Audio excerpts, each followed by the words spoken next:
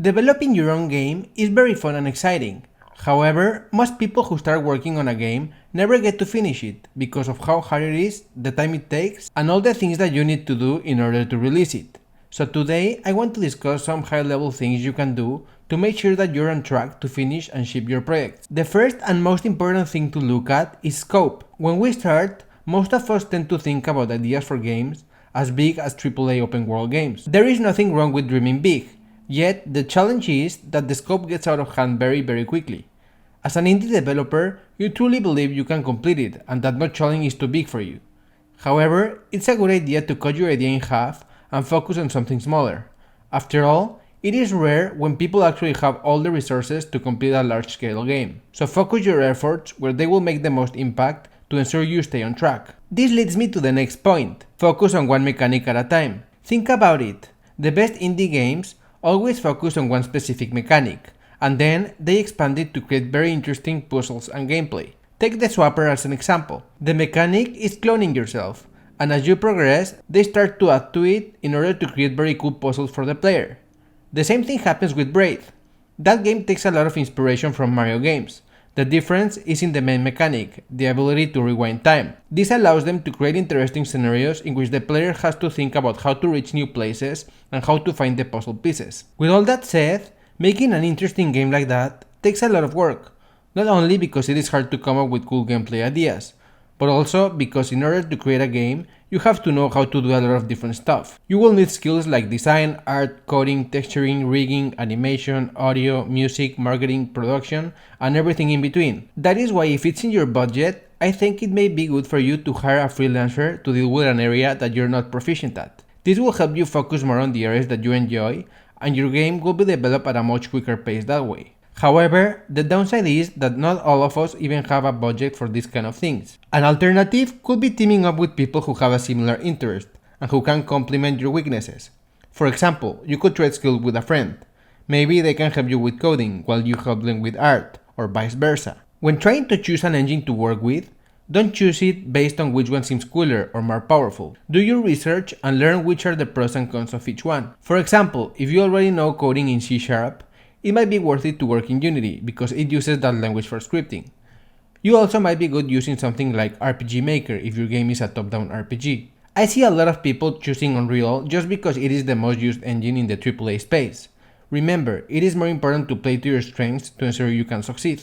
Another aspect of my previous 2 points is that 2D games are a lot easier to make than 3D games. However, if you have experience modeling in 3D, it might be worth it to give it a try and start making your game in 3D, as opposed to having to learn 2D art from scratch for that specific project. One thing you could consider, especially if your game has a very interesting mechanic or if the game looks amazing, is a Kickstarter campaign.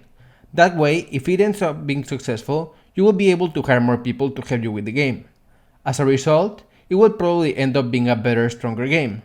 However, keep in mind that in order to be successful at Kickstarter, you need to start marketing your game so people notice it and to be able to secure your financing goal. Another thing that can speed up the process dramatically is the use of publicly available assets. Most engines, like Unreal or Unity, have what are called asset stores. In these, you can find really cool assets that can help you hit the ground running. For example, if your game is a first-person shooter, you could find a controller ready to go with the ability to shoot, have an inventory, even the character models, and anything else you might need ready to go in 5 minutes. This saves a lot of time and effort when creating your game, and as I mentioned before, it keeps you in your zone of genius. You can also find really cool looking models and art in these asset stores. What you can do is modify them in some simple way, such as changing their texture or adding a little detail to the geometry. That way, you are saving a lot of time with your art, and it will speed up the process of development of your game significantly. Tracking your progress is key when you're working on a game, even if you're working by yourself. This allows you to put a deadline on milestones and to ensure you are on track for your release date. It also gives you valuable information on how long a specific task takes you. By all accounts, this is a great way to learn about how long a game might take you to make, so you can plan accordingly. There are a lot of tools that can help you with tracking, like Asana, Trello, or Handsoft. Whichever you choose, just make sure that you update it every day as accurately as possible, so it's updated. Last but not least is to market your games, even if all you have is a prototype.